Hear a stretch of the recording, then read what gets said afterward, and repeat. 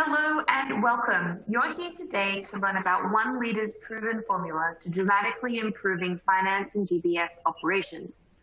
It will cover how fresh industry benchmarking information on finance and procure-to-pay best practices can be leveraged to establish goals and inform business cases for talent and technology. It'll include the 1-2 punch of recovery audit for improving AP profitability and uncovering weak controls, supply issues, and root causes of overpayment. And it'll talk about optimizing prior to automating and why improving and rationalizing end-to-end processes, policies, procedures, and controls is critical before selecting and implementing technology. Sharing this journey with you is Nigel Coffey, Head of Finance Operations with Alnylam Pharmaceuticals, and Danny Thompson, SVP for Market and Product Strategy with apexanalytix. So first, some housekeeping. If you want to connect with either Nigel or Danny, you can do so by either clicking the LinkedIn button or looking at their speaker bios on the right-hand side of the screen. Today, we've also provided some fantastic downloadable resources available to you on the left. These include a PDF version of the presentation, as well as some white papers and reports on supply chain risk management, an overview of recovery audits, and if you scroll down, you'll see quite a few more. If you have any questions, please submit them in the Q&A box to your left, and we'll be sure to ask them throughout the webinar. Now I'm going to introduce our first speaker, Danny Thompson, SVP for Market and Product Strategy with apexanalytix. Danny is responsible for defining and communicating and leading the company's software product strategy and roadmap. He works closely with their customers to ensure that each solution helps them meet their business objectives. He has a proven track record in the procure-to-pay arena with a strong background in ERP implementation, process automation, and finance shared services. He was previously VP of Product Management at Thompson, a global business-to-business e-invoicing firm, and he is also a former global process driver for invoice-to-pay at Pfizer. I'm going to welcome him onto the virtual stage so that he can also introduce Nigel. So please welcome to the virtual stage, Danny. Thanks so much, and it's a real pleasure to be here today. And really, one of the things what I'm most excited about is it's really my sincere honor to introduce to you Nigel Coffey, who is Head of Finance Operations at Alnylam Pharmaceuticals. Hi, Nigel. How you doing? Hi, Danny. How are you? I think, don't worry about it. Everybody gets the name wrong. Hit it for us. How do you pronounce it? Alnylam. Alnylam, yeah. So Nigel and I met, how many years ago was it, Nigel? Yeah, we got like 15 years, Danny, which is hard to believe. Yeah. We were both working at Pfizer. Me as the global process driver for P2P, and Nigel, I know you had just advanced roles, but maybe running shared services in Europe is probably the summary of it. Yeah, that's about the easiest. I was the service delivery lead for shared services in Europe. Yeah. And sort of since that time at Pfizer, we've both gone on to work with other companies. I've gone to the provider side, and Nigel has just gone on a pretty interesting run of shared services for other companies that are in different sorts of transition points at Pepsi, Shire Pharmaceuticals, Takeda, which is another pharma company, and now at Alnylam. And through these experiences, he really kind of became sort of a specialist in establishing new shared services organizations from scratch. And it was a couple of years ago, I overheard Nigel just sort of sharing war stories with another shared services leader.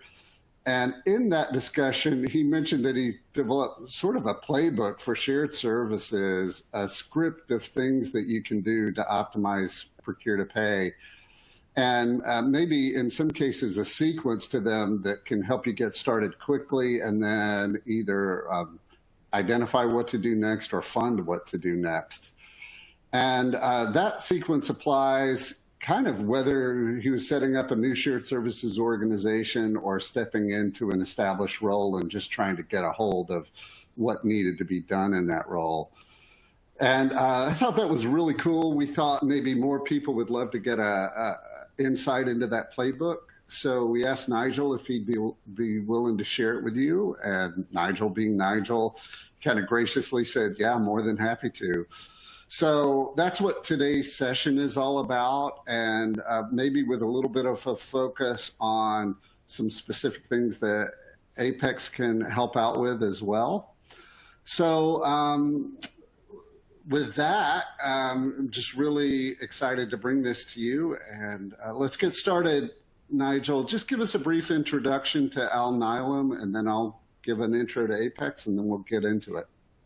Yeah, good morning, good afternoon, everybody. So yeah, I'm heading up finance operations with Alnylam, and it's A-L-N-Y-L-A-M, pronounced A-L-N-I-L-A-M. So Alnylam was the brightest star in the Orion constellation, the central star in the Orion's belt. And that's where the name originally came from. Alnylam themselves, a biotech company based in Cambridge. I'm actually here in Cambridge this week myself, which is great. First time I've been able to travel kind of within the post-COVID or during the COVID era. We're an RNA interference company, so a very specialized, scientifically based company focusing on the ability to block gene, mRNA, let's say operations in the body. Nobel Prize-winning science. We've a number of products that we have commercialized over the last number of years, and we have quite a robust pipeline in discovery that we aim to bring to the market in the coming years. Kind of 2020 revenues about 493 million, and we have plans to grow that by a factor of 5 by 2025. So I was brought on board about 7 months ago, and my goal really is to help the company scale and put in place the appropriate kind of finance processes, procedures and people, globally to make sure that we're ready to support that growth from an operations perspective. We're 30 offices worldwide, 21 countries. I think it's very much a growth play, very different to the types of organizations I've worked in the past, which have typically been, big pharma, big companies like PepsiCo, Pfizer, and Shire. But this is a unique challenge, a unique company. I think the company was delighted just in the last week to get recognized as the best place to work in Boston for large companies, and you're up against some pretty amazing competition there, in Boston. So great to come first place in that. I think the company's absolutely delighted. And look, I'm delighted here to speak to Danny and all of you. We've worked with Apex kind of initially in Pfizer was, when we first started working together with Apex, and kind of, I suppose, having seen the benefits that Apex were able to bring to me in AP in Pfizer, I subsequently ended up, rolling Apex out into PepsiCo, into Shire, into Takeda, and now most recently into Alnylam. So, I think, we have a good playbook for for deploying the Apex kind of solution, but it's given us great results. It's certainly given me great results over the years. Cool. So Nigel, you mentioned some of the things that Apex has been able to do with you, and so I thought I'd just give everyone who maybe doesn't know Apex just a little bit of a history on the company and what we do. So this is that. Apex was founded in 1988 and has been growing ever since. We support the largest companies in the world. For example, 4 of the top 5 global pharma companies, and over 250 Fortune 500 and Global 2000 companies and their private counterparts, helping protect their spend using apexanalytix solutions. All told, it's $6.4 trillion that those companies are protecting, and they're doing that in using different products. One that we'll talk about a little bit today is the supplier portal software, which really majors in fully automating the supplier onboarding process. So as you all know, more automated is not only faster, but it usually means more compliant. And in this supplier onboarding process we develop with our clients, we're really ensuring compliance, ensuring data accuracy, preventing fraud, and managing risk. And then once a supplier is fully onboarded and they've been onboarded properly, then you've got this foundation to help you collaborate and create new opportunities with that supplier on an ongoing basis. Smart VM is a solution that we developed at the same time we developed the portal, and it's a combination of our own proprietary database that we've developed working with our clients of over 55 million golden supplier records. It's the best data that we can find on suppliers that are doing business with the Global 2000. And it's not only the database, but it's real-time integration with over 850 external data sources to help us ensure the completeness and accuracy of supplier data. The two solutions on the right are our first strike controls and recovery audit services, and they're focused on helping prevent overpayments, duplicate payments, missing credits, and other sorts of payment errors, and either prevent those or recover them if the payments have already gone out the door.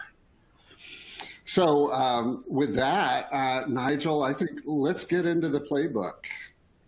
Yeah. So thanks, Danny. The playbook. Look, this is something that I think I've pretty much replicated in the last number of companies that I've gone in terms of scale of operations that I've managed. Kind of, in Pfizer, we managed, I think, about 8 billion in spend in Europe.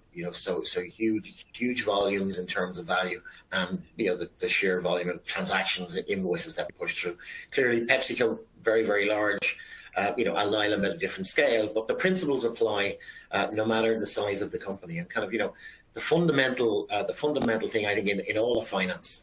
I remember going back to when I implemented my first version of SAP, I was asked to put together a slide deck on kind of observations and recommendations for the future deployments of SAP. And the first point I made is ensure your vendor master is up to date. Like, vendor master is the skeleton on which we build kind of the rest of finance, I think. And in the AP space, that vendor master and ensuring you have accurate and up-to-date vendor master is critical. And the better that data, the better you're ultimately going to be able to ultimately pay your suppliers as quickly, well, I won't say as quickly as possible, I'd say on time or as close to on time as you possibly can.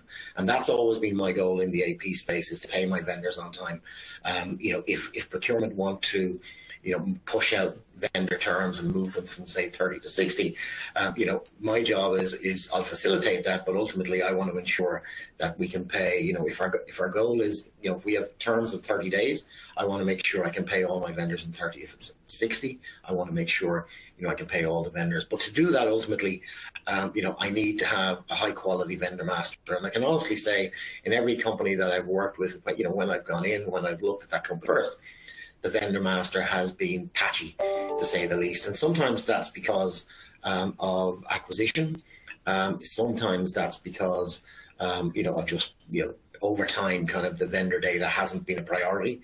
And let's say the quality has eroded as changes are made. Kind of, I remember we were acquiring one company in a prior life, and I was wondering why we were having real problems in terms of purchase order compliance.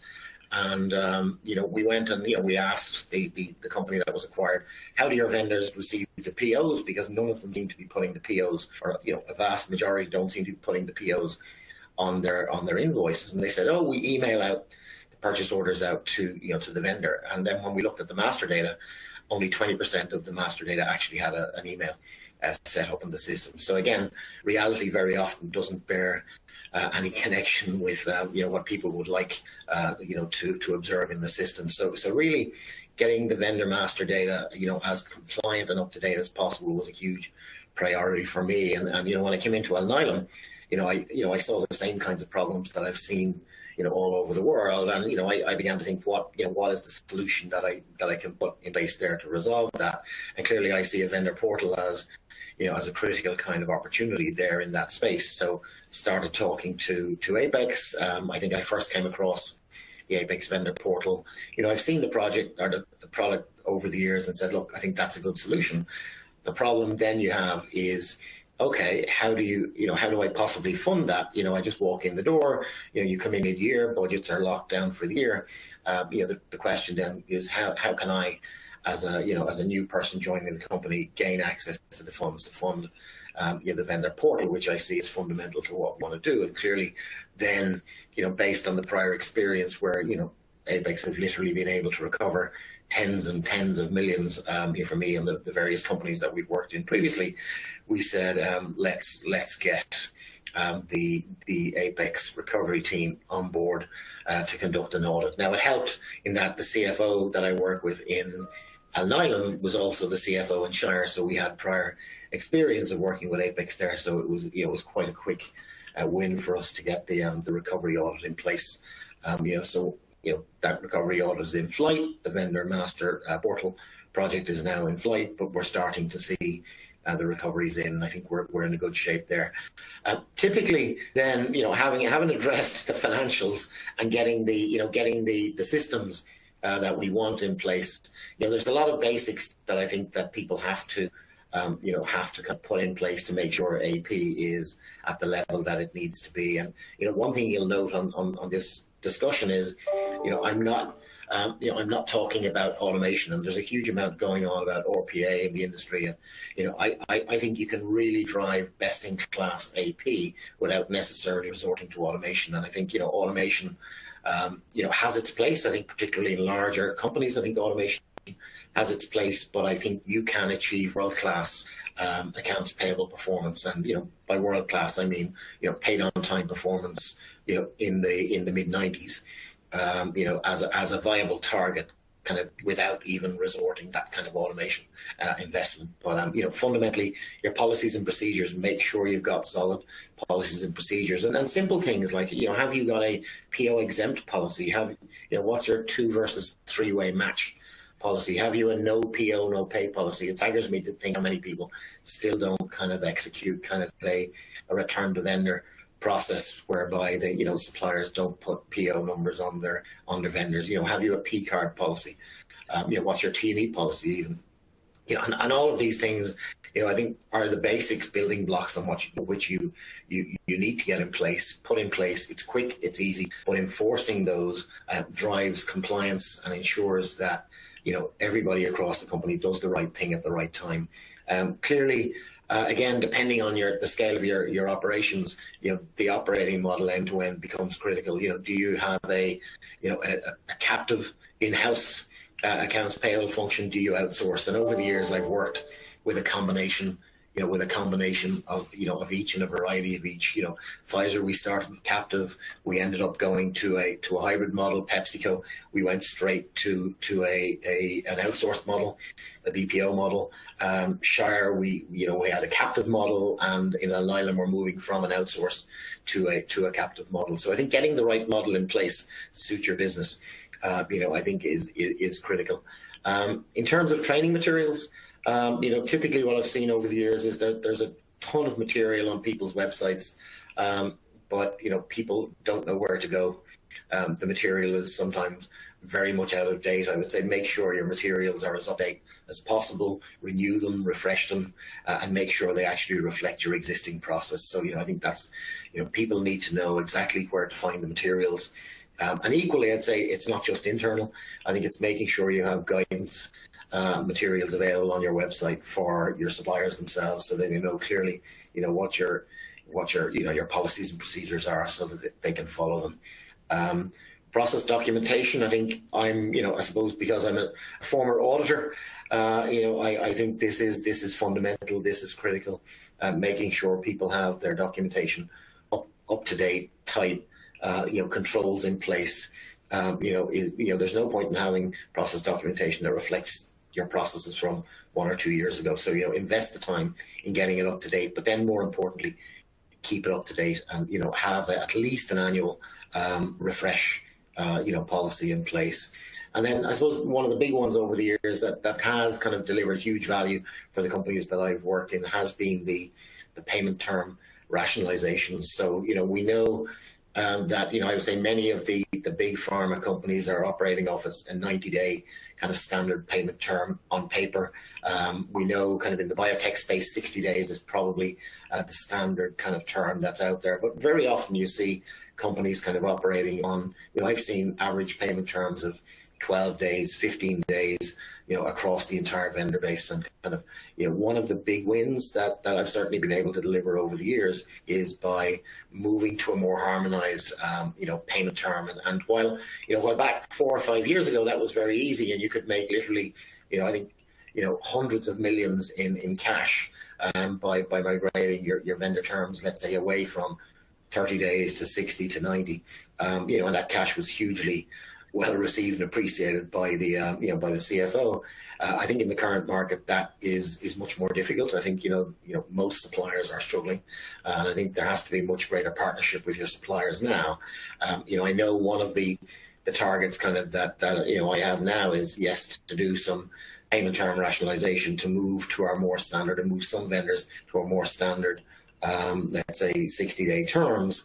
But equally, I see an opportunity there with the vendor portal to implement a dynamic discounting solution. So, if we do move to 60-day terms, the hope is that we would be able to, link that to a dynamic discounting solution where, the company would be able to get some additional discounts, which ultimately will go straight to the bottom line. So, that's very quick. But I think if you can implement all of those, I think you're going to be quite successful. And I think, 90-95% paid on time is very, very achievable. That's great, Nigel. And on that last point around working capital, one thing that we just continue to see, and we'll talk about in some upcoming slides, is not every supplier is the same, and some have an appetite for longer payment terms, while some really have an appetite for early payment, even if it's at a discount, because they're such high growth companies, they can make more money by reinvesting a smaller amount than they can waiting to get a larger amount. So that's kind of an interesting component of payment terms that people don't always think about, that the differences from supplier to supplier. Well, I certainly, in prior lives, I've been in that situation where I would have offered up discounts to get the cash because, we were cash hungry at the time. And, it was absolutely, we were quite happy to pay that discount if it was offered. Yeah, that's great. Well, I want to jump very quickly into something related just to reinforce some of the things you said, Nigel. One of the things that we do as a company is we try to listen to practitioners like the folks on this webinar today and Nigel, and then we create this dialogue where we reflect back what we're hearing across the industry, whether it's in webinars or published research or incorporating things into our products that different people can benefit from. And one of the things that we've just completed or conducted is a benchmarking survey of about 50 of the large, most advanced P2P organizations. And in the next few months, we're going to be publishing a report that combines the key findings from that survey with our own proprietary data that we have, that we've developed through our audit work and overpayment prevention work and supplier onboarding and management work. And while the full report isn't ready yet, I thought it'd be good to share a couple of findings that are relevant to what we're talking about today. And the first is this very important category that Nigel brought up around supplier data validations and compliance checks. And we asked the survey participants, what are you checking? And we listed 11 different sorts of compliance checks, and this is what the benchmarking survey showed. Only 2 of these 11 compliance checks are performed by a majority of these large companies. And you can see global prohibited lists and bank account routing numbers are the ones that are executed the most, but many of the checks are missed, pretty important ones. And I think they're likely being shorted just in the interest of time because they're manual or because the third-party sources required aren't easily accessed. And supporting that conclusion, the next result we found is that the more manual a client-supplier onboarding process was, the weaker their due diligence was. So of the 11 validations and compliance checks that were listed on the prior page, when a company said they had fully automated onboarding of vendors in place, they did the most risk checks, 7.5 out of the 11, compared to companies whose process was fully manual, where on average they were only checking 3 out of the 11. I think most people who've worked in shared services aren't really surprised by this. Automation brings greater compliance in most cases. Do you agree with that, Nigel? Well, absolutely, but even then, I would have said yes. We did some testing against kind of some of the restricted lists, but in any of the big companies that, I didn't even know there was 100+ restricted lists. I think the availability of how many restricted lists is not generally out there. And I think people are unaware just how many different companies may be on one restricted list or another. So, it's almost the fact that you guys have I don't know how you did it, the fact that you've identified so many. But I think it's very useful now that we can tap into that and have the comfort, that those kind of checks are being done. Yeah, so while the 2 prior slides were really about 11 compliance checks that we asked folks about, really working with clients like yourself, Nigel, we've found that there are so many other important checks that companies need to be performing, and different companies are performing, but then other companies aren't aware of. So we created this solution, Smart VM, that has really created a consolidated set of integrations with third-party data sources, 850 in all, that are used to validate and append data to clients' vendor masters to improve them and continuously monitor supplier data. And this is everything from the postal services around the world, the tax authorities like the IRS, European Commission, and other country tax authorities, global watch lists, lists of government officials in every country, D&B data, small business administrations, consortium of banks. And you can see on this, just in the last year, there's been a huge increase in interest around diversity data.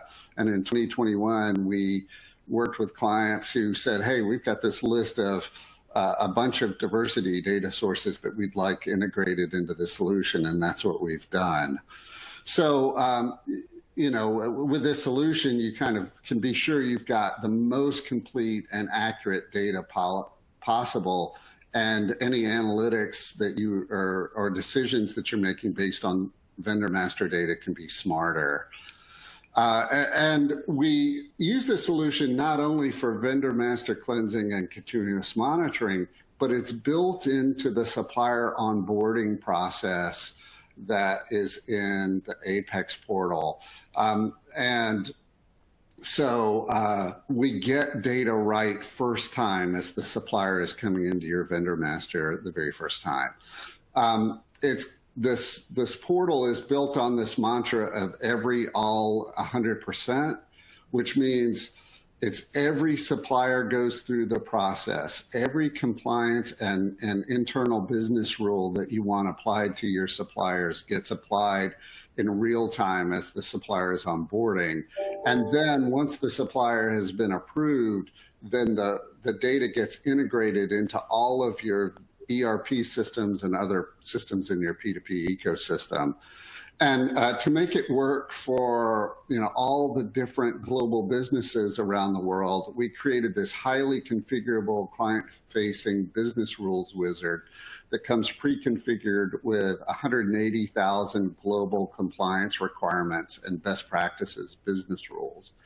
And it's supported by the Smart VM integration to all of those external data sources so that it runs, so that it ensures all of the data is complete and accurate.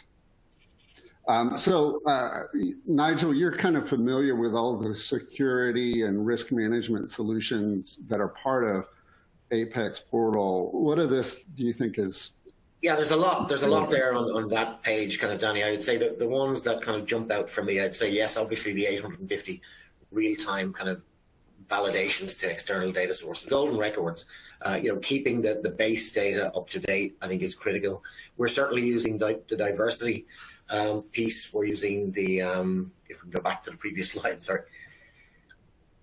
Sure. The fraud and risk piece, we're looking at third-party risk management module. Kind of, we're going to implement that.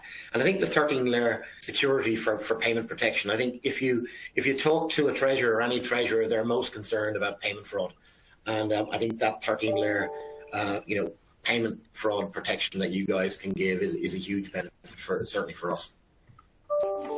Great.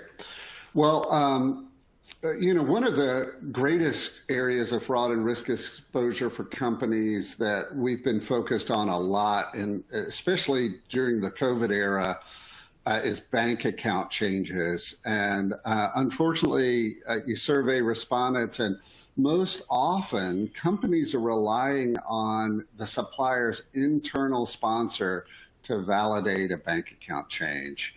And every company we interact with has found that is not good enough for a couple of reasons. One is that the internal sponsors aren't really trained up on how to spot a bank account fraud attempt. And then secondly, sometimes the internal sponsor is part of the fraud. So to be able to address those two risks, you really need a multi-layer bank account change control strategy that has a variety of bank account change risk controls to address really the sophisticated fraud attempts that are hitting our clients. And I won't go into all of this, but you really need to have in place an exhaustive list of protections that are really limit the channels through which you accept bank account changes, with all of the security controls you would want. Just even on in a banking system, you'd want those sorts of controls on your bank account change process. Then you need online behavior monitoring, normal bank account change controls, and a couple of things that have just been innovated working with our clients over the past couple of years, and also collaborating with the banking system, is positive bank account ownership validation, and also network intelligence about the way a bank account is being used by the supplier across all of their customers.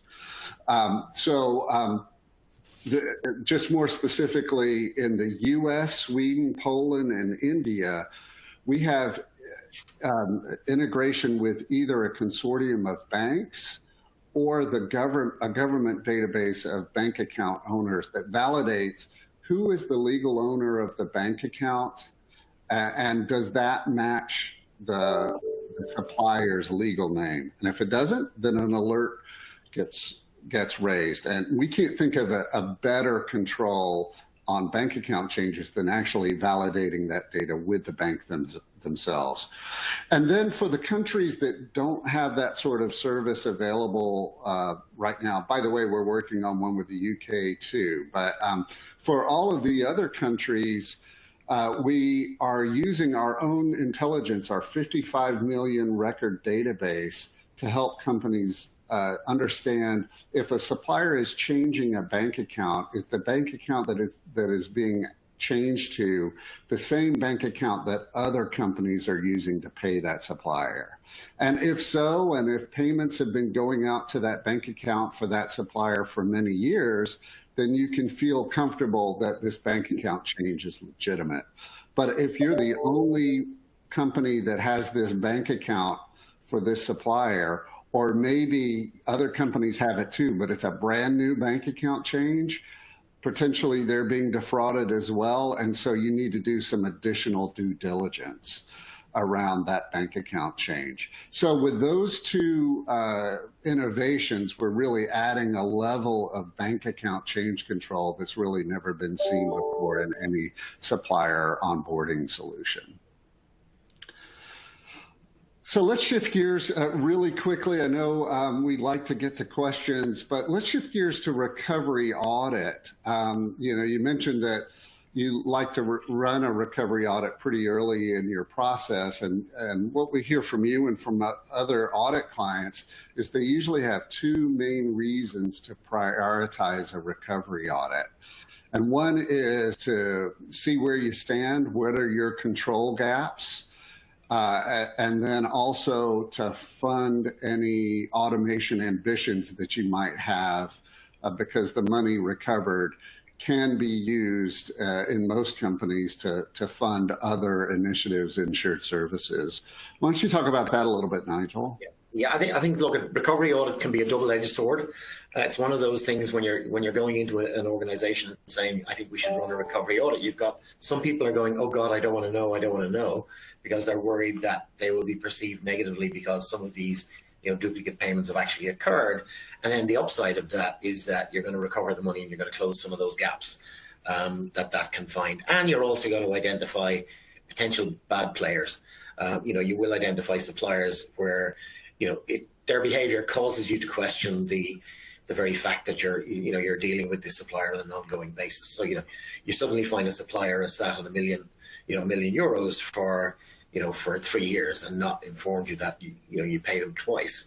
Then you've got to question whether or not that's the kind of supplier you want to operate with going forward. And people are very apologetic when they do in the end have to return those funds. But I think it's a double-edged sword. I only see the positive. It's been very effective at closing out some control gaps, identifying weaknesses, and delivering funds back to the P&L of the company. And then clearly it's the CFO's job whether he wants to use that, and how he wants to use those funds, whether it's to take it straight to P&L, whether it's to remit it back to the business, or whether it's to fund up other activities. But invariably, I think it's been a positive experience for me over the years.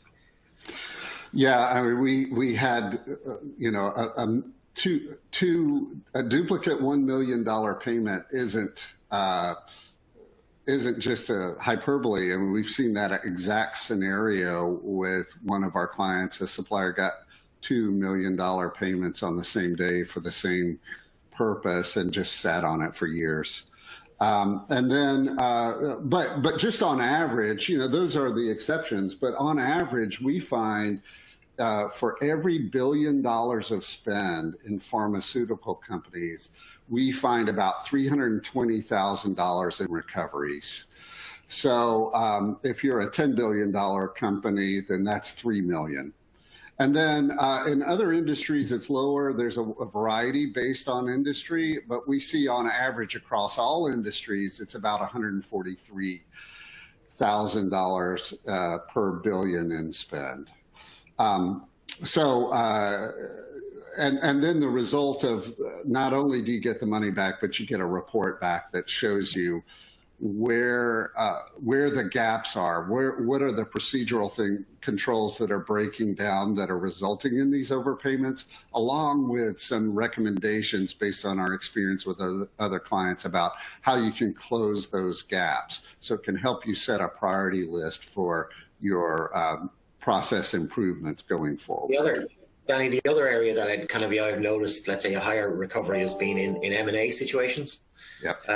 Where you've got multiple ERP systems in operation, and equally in terms of system changes. If you're going from Oracle to SAP or some other ERP, typically you run the risk that there's going to be payments made in both systems that don't get picked up. So the audit has been very effective in those instances as well. Yeah, a really good example of that. We recommend companies put in an e-invoicing solution or P2P automation solution because those things tend to reduce the amount of overpayments. But there's an exception to that, and that is as the new solution is going live, there's a real high risk of duplicate payments because a supplier sends through a paper invoice and an e-invoice as an example. And so we've seen a 300% increase in overpayments in the first few months after a new automation solution has gone live. Now, after that peak, things are better than they were before, but there's that time frame where the the solution went live, where overpayments are happening, and it's really important to run an audit pretty soon after those transitions to identify any overpayments that slip through during that time frame. One last slide before we just summarize everything is on the subject of payment terms. You talked about that earlier, and according to our benchmarking report, the median standard payment term has changed over the last few years. In 2019, it was 45. Now it's 60 days. So that's a pretty significant improvement. And for a company with $1 billion in annual spend, if you actually extend payment terms 15 days, then that's $40 million in additional working capital and potentially $2 million in savings if you've got roughly a 5% cost of capital. So lots of potential there. But as we mentioned earlier, if you look at actual transactional data associated with these benchmark respondents, we found a big difference. Company standards are 60 days, but they're really slow to move suppliers to those new standards. So there are lots of opportunities just around enforcement of payment terms extensions that you need to pay attention to. So with that, let's just go to a recap. You can see the key strategies that Nigel presented to us today: vendor master, payment recovery audit, policies and procedures, operating model, creating an end-to-end operating model that gets applied across your company, making sure you've got training materials in place, process documents and controls. This stuff needs to be documented and enforced. And then lastly, an opportunity to rationalize payment terms. And to support those payment terms extensions, maybe implement a dynamic discounting or supply chain financing solution so that the suppliers who need to get payments right away can get them. So with that, I think we'll go to Q&A with a poll to start that out. Thanks so much, Danny and Nigel. So as you can see, I've launched the poll now, looking at if there's anyone who is interested in learning more information about the topics covered today.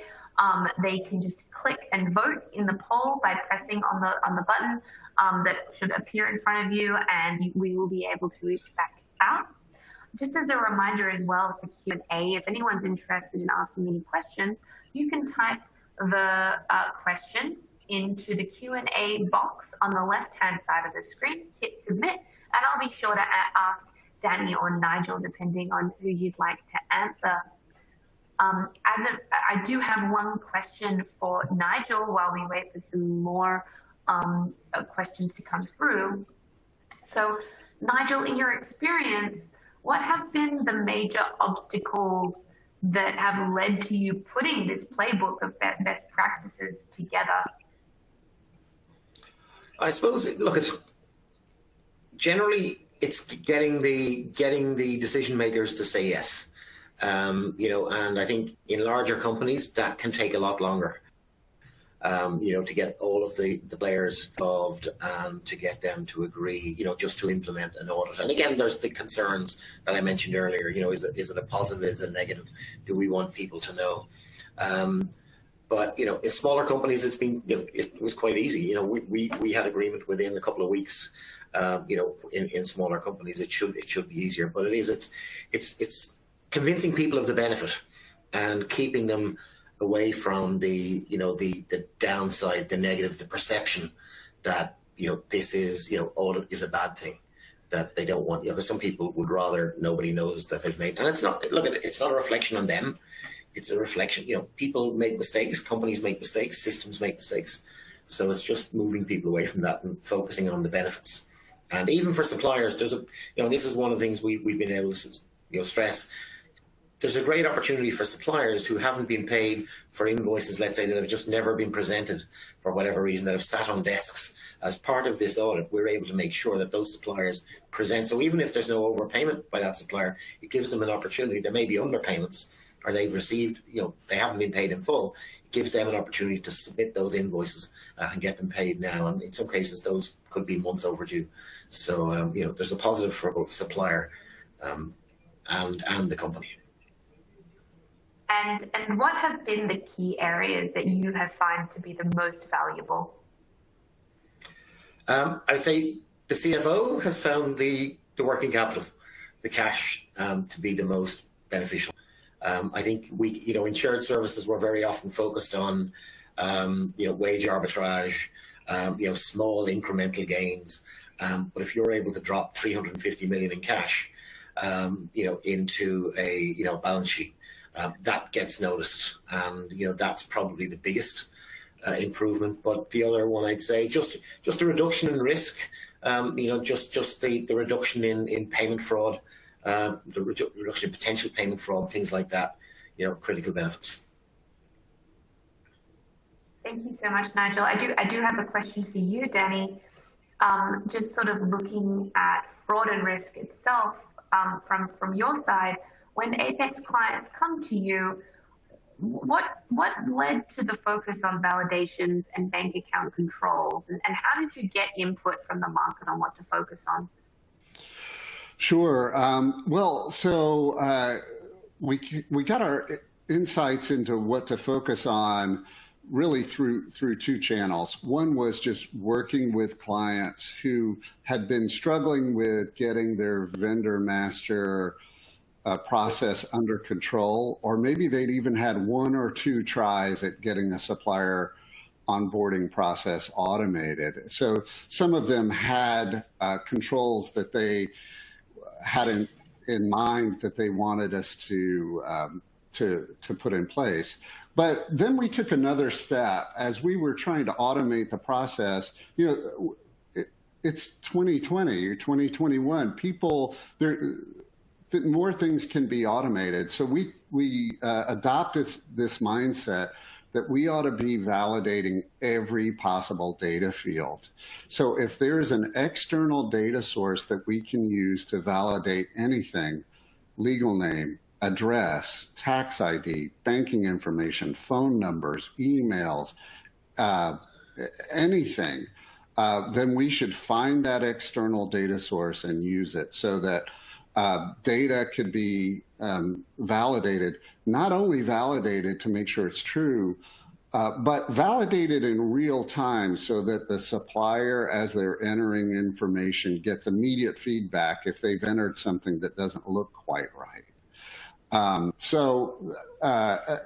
then for some validations, you don't want to present that information to the supplier. It needs to be presented to the approver. So what are those pieces of information, and how do we present those to the approver so that they can make the right decisions? So we had that philosophy of let's validate everything. There's some things that we weren't the source. We didn't discover the data source. One of our clients said, hey, we heard about this bank account validation that could be integrated into the solution. Would you integrate it? Or a healthcare company said, we have this external data source. We need to validate healthcare providers who are coming into our facilities to make sure they're authorized. Can you integrate that into this solution? So it's been a nice collaboration with our clients to develop these lists. Thank you so much. And I also wanted to ask a question. I guess it depends on whether Nigel or Danny, you would like to take this one. But, how quickly can AP get to profit center status? And I think that it also aligns with one of the questions that I know Jack Gracie from EY submitted that Nigel has answered. But I think this idea of return on investment and profitability is quite a key focus, especially when we're looking to get senior leadership involved. So I'm curious to hear from yourself, Danny or Nigel, how quickly have you seen AP in general get to profit center status? Do you have an answer for that, Nigel? I would say I have not managed yet to get AP, but I haven't had all the tools that I would need. I'm planning on have AP as a profit center by the end of 22 in Alnylam. That's my goal. Yeah, so we've had several clients who put their supplier onboarding process in place. Probably took them about 6 months to go live with it. And they turned on the supplier inquiry, which suppliers use to look at invoices and payment status. And at that same time, put in their dynamic discounting solution. And they may have even, with the supplier onboarding solution, helped drive payment automation and supply chain financing, and within a year had reached profit center status. So, you can get pretty aggressive. Yep. I think when I say profitability, I mean, P&L impact with dynamic discounting. I think working capital, we've delivered working capital by a factor of 50 of the cost of AP. Yeah. So deliver working capital benefits 50 times. Yeah, so you can do that with payment terms, and there's even savings associated with payment terms because of interest. But you get dynamic discounting in place, and you can really get some income into your business, with those sorts of solutions. Thank you so much for your time today, Nigel and Danny. That is all we do have time for, so we're going to be wrapping up now. But I want to let all of our attendees know that if they're interested in sharing this session with a colleague, you're able to share the on-demand link so that you are able to watch it again, watch the highlights. You were also able to download the report as well as additional white papers and reports. Again, if you'd like to connect with Nigel or Danny via LinkedIn, that button is also available to the right of your platform. Thank you so much for joining us, Nigel and Danny, and thank you to the attendees who tuned in today. Thanks so much. Thank you. Thanks, everyone. Bye.